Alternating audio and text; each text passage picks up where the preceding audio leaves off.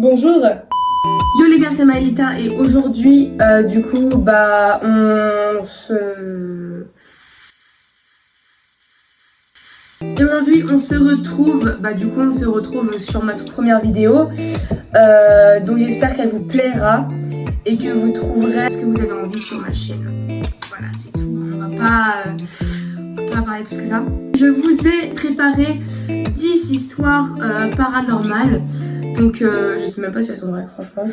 Je sais même pas si elles sont vraies. Donc, et aussi, j'ai demandé à des copines à moi de m'envoyer leur histoire paranormale par DM Instagram. C'est ce qu'elles ont fait, merci beaucoup. Il n'y en a que deux. C'est pas grave.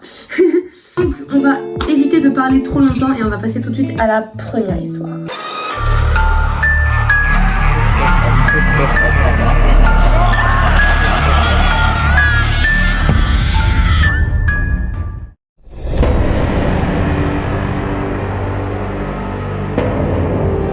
Ces mystérieuses empreintes de pied. Alors cette histoire nous vient de Marina. Alors Marina nous raconte qu'elle a su que sa maison était hantée. Marina nous dit que sa maison a presque un siècle et que la précédente propriétaire est morte dedans. Donc elle bonjour l'ambiance, comme on dit. Elle nous raconte aussi qu'il y a régulièrement des objets qui disparaissent ou qui changent de place et même parfois des portes et tiroirs qui s'ouvrent tout seuls. Mais la chose la plus flippante qui lui est arrivée, c'est qu'en fait elle a trouvé une empreinte de main sur une fenêtre qui n'avait pas été ouverte depuis très très longtemps. Et qu'elle a aussi trouvé des empreintes de pieds sur son plafond, sachant qu'elle vit au 2e étage. Voilà. Le même jour. Donc c'est-à-dire c'était tout le même jour. Que c'est bon pour vous. Déjà c'est comme ça commence à être un peu flippant. Donc on va passer tout de suite à la deuxième histoire.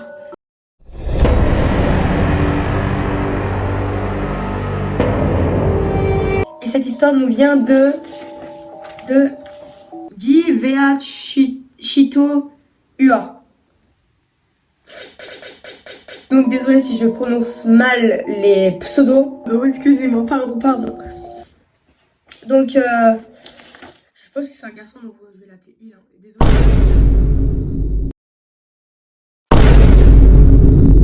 Donc je pense que c'est un garçon, donc je vais l'appeler il. Désolé si tu passes sur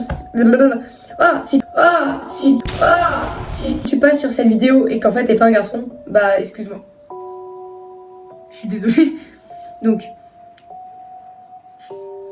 il nous raconte qu'en fait il vient d'arriver en France mais qu'avant il habitait dans un petit village de Bourgogne. Ce qui me rassure pas vraiment parce que mes grands-parents habitent en Bourgogne, donc ça me rassure pas trop. Il était environ 3h du matin et en fait il se réveille pour aller aux toilettes, donc comme tout le monde il est un peu dans les vapes, il est un peu il a les yeux à moitié ouverts et il voit flou, enfin il vient de se réveiller quoi, une tête dans les fesses comme on dit. Et en fait les toilettes ils se situent juste en face de la porte de la chambre, qui sont séparées par un long couloir qui mène vers l'entrée de la maison, donc en mode voilà, je ne sais pas trop comment vous expliquer. Donc pour accéder aux toilettes, en fait, il doit traverser le couloir en large. Après avoir fini son affaire, donc en fait, il retourne se coucher. Sauf qu'au moment de traverser pour retourner dans la chambre, il s'arrête d'un coup. Parce qu'en fait, il voit une silhouette noire vers l'entrée. Et en fait, la silhouette, elle se dirige vers la sortie. Et en fait, il faisait nuit, il voyait rien du tout. Il voyait rien de l'eau, il voyait flou. Et une voix émane de la silhouette lui dit donc lui dit dans sa langue maternelle: tu fais quoi? Va vite te rendormir. D'un ton pressé, en mode il est pressé le man. Il a reconnu la voix de son père, mais à l'époque en fait son père il travaillait très loin de la maison et il rentrait jamais vraiment vers 3h du matin, mais plutôt plus dans l'après-midi, donc voilà. Plutôt pas 3h du matin mais 3h de l'après-midi, si vous voyez ce que je veux dire. Mais naïvement, en fait, il s'est dit il est rentré plus tôt, c'est trop bien cette fois-ci et tout. Il va se coucher et le lendemain au réveil, en fait, il demande à sa mère où est son père, parce qu'en fait, il l'a vu la veille, donc il lui demande où il est. Sa mère, elle lui a répondu mais il est au travail, qu'est-ce que tu dis? Genre en mode il est au travail. Voilà. Et du coup, il s'est bien chié dessus. Et donc voilà, c'est la fin de cette deuxième histoire. Donc merci Dis Tuto, voilà. De Waouh. m'avoir partagé ton histoire, vraiment, c'est un peu flippant quand même, hein. Un petit peu, hein, t'inquiète. Troisième histoire.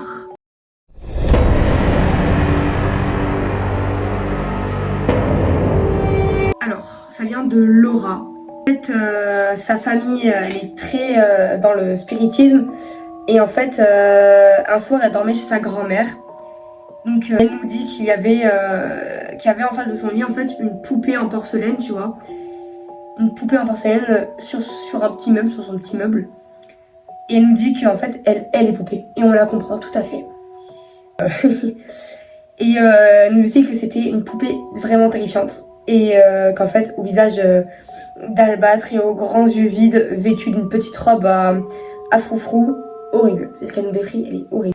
Elle avait beau essayer de dormir, mais en fait son regard, il fixe et ses longs cils la paralysaient de peur. En gros, elle la regardait comme ça. Aïe, aïe, aïe, aïe.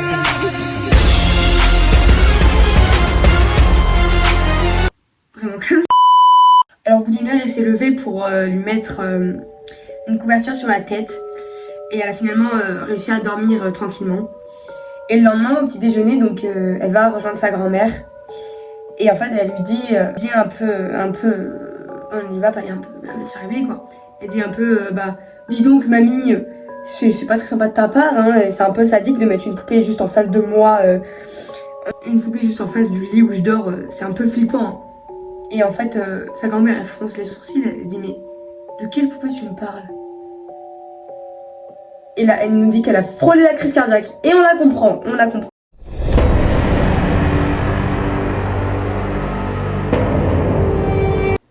Oh yo wesh. Oh yo wesh. Mais elle va chier de la lave. Ah, c'était un oiseau, j'ai eu peur. Donc cette histoire nous vient de Pierre. Donc il avait 2 ou 3 ans et en fait, son grand frère était parti en classe de neige dans les Pyrénées. C'était un dimanche et en fait il prenait un goûter avec ses parents et ses grands-parents. Donc, et soudain en fait il dit « Attention, le plafond va tomber !» Et sa mère elle la regarde et elle lui demande « Mais pourquoi tu dis ça ?» Et en fait il a pas su lui répondre. Et en fait le soir venu, son frère, il a appelé donc chez lui, il a appelé à la maison du coup. Et il lui a dit que le plafond de la piscine du centre où il séjournait s'était affaissé sous le poids de la neige. En mode il s'était effondré sous le poids de la neige. Et la semaine suivante, le toit d'une grande surface s'est écroulé dans la région de Nice, faisant des dizaines de blessés. Voilà, c'est super rassurant, franchement, très très très rassurant. Hein.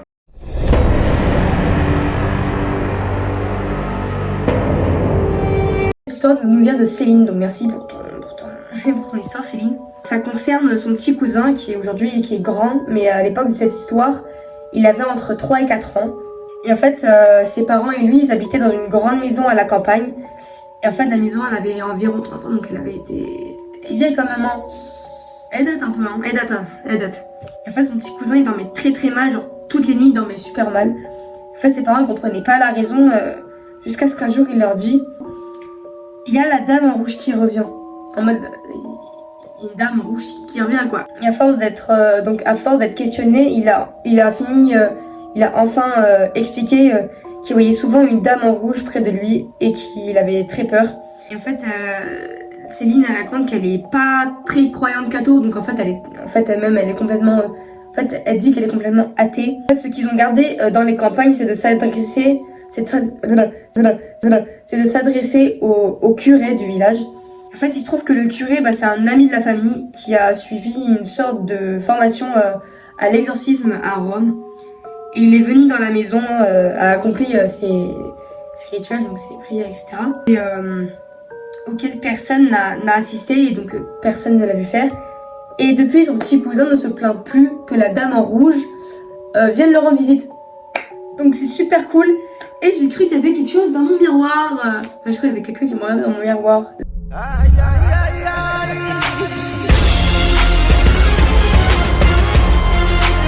Là, je suis pas très rassurée, vous savez.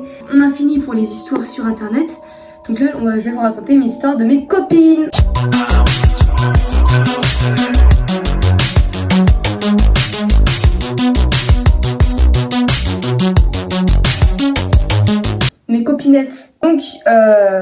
big up à vous, parce que je pense que vous allez vous reconnaître dans les histoires. Et donc ça sera en anonyme. Bon, ce sera en anonyme. Donc là on commence avec l'histoire du coup de ma copine, qui en fait un soir elle a regardé un film d'horreur. Donc désolée si tu passes par là, désolée si je raconte un peu mal ou si j'oublie des choses ou si j'en rajoute. Mais voilà, c'est... Donc cette copine-là, en fait, elle raconte qu'un soir, elle regardait un film d'horreur. Et en fait, elle avait pas eu peur. C'est faux. Elle dit que c'est totalement faux, qu'en fait, elle a eu la trouille de sa vie. Et qu'en fait, après le film, elle est... J'habite seule avec maman, dans un très... Elle est partie se coucher, et en fait, quand elle va se coucher, normalement, elle ferme les... Enfin, oui, elle ferme ses volets, je pense, c'est ça. Elle ferme ses volets. Et là, elle avait grave... Je pense, elle ouvre ou elle ferme ses volets. Je viens de regarder, et en fait, elle ferme ses volets. Et en fait, quand elle était sur le point de se coucher, en fait, elle s'est dit « Oh merde, c'est vrai, j'ai mes volets à fermer !» Les autres, vous pouvez arrêter, s'il vous plaît, je suis en train de faire un trait d'horreur là-haut. Et donc, en fait, elle a grave la flemme, mais elle le fait quand même. En fait, quand elle veut les fermer, en fait, elle voit devant la maison de son voisin un homme, une silhouette immense d'un homme, tout noir, tout en noir. Et là, elle flippe. Elle flippe vraiment. Et en fait, là, direct, son réflexe, c'est d'aller dans son lit et de faire une souris à sa copine. Non, vraiment, c'est ce qu'elle m'a dit. Elle fait une souris à sa copine, genre en mode...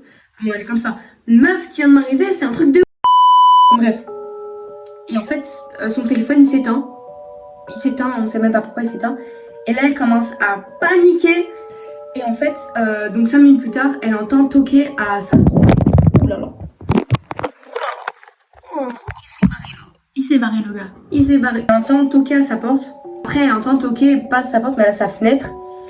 Et en fait, elle décide de s'endormir, enfin d'essayer de s'endormir, mais elle n'y arrive pas. Logique. Parce qu'en fait, elle a un peu la sensation qu'il y a quelqu'un avec elle, je crois, qui la regarde. En fait, elle me dit qu'en fait, elle avait la sensation que quelqu'un la regardait. Elle demande à son père si elle peut aller faire une balade. Il dit bah oui, vas-y. Elle demande de partir. En y allant, du coup, il trouve pas les clés de la maison. Donc en fait, il décide d'aller les chercher dans le garage. Et en fait, quand il revient avec les clés, elle a l'impression que il y a quelqu'un qui le suit. Et elle a l'impression que c'est la silhouette qu'elle a vue chez son voisin. Elle voit que quelqu'un le suit. Le lendemain, elle se réveille et tout. Et en fait, elle entend un bruit qui vient de son garage. Et en fait, donc elle décide d'y aller. Mais en chemin, elle se rend compte qu'elle est seule. Elle flippe 2 fois plus. Elle va dans le garage et elle voit qu'en fait, c'est une souris. Enfin, c'était un rat. En fait, elle me dit, mais comment un rat peut avoir l'apparence d'une forme humaine, enfin, la forme d'un homme, quoi. Et franchement, je te comprends tout à fait, mais je pense, enfin, je te crois dans ce que je te crois. Mais merci pour ton histoire, c'était super intriguant. Et cette copine m'a raconté 2 histoires. Donc la deuxième histoire, ça s'est passé, c'est son grand-père qui lui a raconté. C'est passé au Vietnam. Et en fait, là-bas, c'est des bouddhistes, elle me raconte. Et en fait, quand quelqu'un meurt, enfin, quand quelqu'un est mort, la famille et les amis brûlent des billets, mais des faux billets, pour qu'ils puissent les offrir dans le monde des morts, etc. Un soir, il y a quelqu'un qui demande un taxi. Et donc ce taxi, donc il arrive et en fait, il voit une jeune femme qui vient dans la voiture, dans le taxi. Et en fait, qui lui donne un billet. Et donc, elle lui dit où est-ce qu'elle veut aller. Et en fait, donc il l'emmène, etc. Et en fait, quand il l'emmène, en fait, c'est devant un cimetière, elle me raconte, je pense, hein, désolée si je me trompe. Et en fait, quand elle descend, en fait, quand elle trace, en fait, les lumières là-bas, c'est pas comme en France, elle me dit, c'est beaucoup plus sombre. Quand du coup, en fait, elle trace, et en fait, elle disparaît. Dans le noir, elle disparaît, on la voit plus du tout. Au moins, donc, vu que c'est la fin de la journée, il fait un petit peu nuit, donc je pense, c'est vraiment la fin de la journée, je pense. Hein. Donc, il décide d'aller dans un bar, et en fait, il commande, et quand il donne l'argent au barman, donc il prend l'argent que la dame lui a donné, et il lui donne du coup. Le barman, il dit, mais t'es sérieux là, tu me donnes un billet des morts? Et là, il regarde, il dit, mais c'est pas possible. Et en fait, il repense à la fille, qui a disparu en allant au cimetière. Et voilà, c'était très... Merci de toi et de tes histoires. Merci, Pique Pas, tu vas te reconnaître. Merci, et donc on va passer tout de suite à la dernière histoire.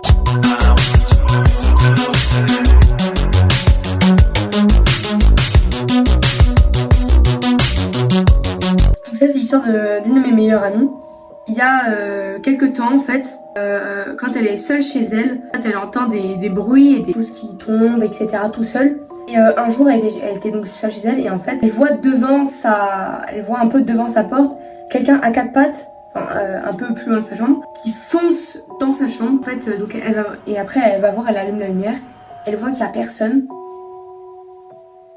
J'ai peur. Elle voit qu'il y a personne et en fait ça lui est arrivé il y a pas longtemps, donc je pense que tu devrais aller voir quelqu'un, voilà, tout simplement, parce que je pense qu'il y a quelque chose dans ta chambre, il y a quelque chose qui ne veut pas quitter ta chambre. Voilà, donc voilà tout le monde, c'est déjà la fin de cette vidéo. J'espère qu'elle vous aura plu et perso j'adore ce genre de concept, vraiment, j'aime trop. Je galère à dire, mais j'adore ce genre de concept. N'hésitez pas à vous abonner, liker et à commenter. Et on se dit à la prochaine. Bisous. Et voilà, si t'es arrivé là, c'est que c'est déjà la fin de cette vidéo. Si la vidéo t'a plu, dis-le moi en commentaire. Et n'hésite pas à lâcher un petit like, à t'abonner, ça fait plaisir. Et aussi active la cloche, ça c'est important. Je te laisse ci-dessous mes réseaux sociaux, donc TikTok et Instagram. Je poste souvent sur TikTok, donc va checker. Voilà. Et dis-moi en commentaire si t'aimerais que je fasse des concepts en particulier, etc. Donc voilà. Je vous fais de gros bisous et à la prochaine.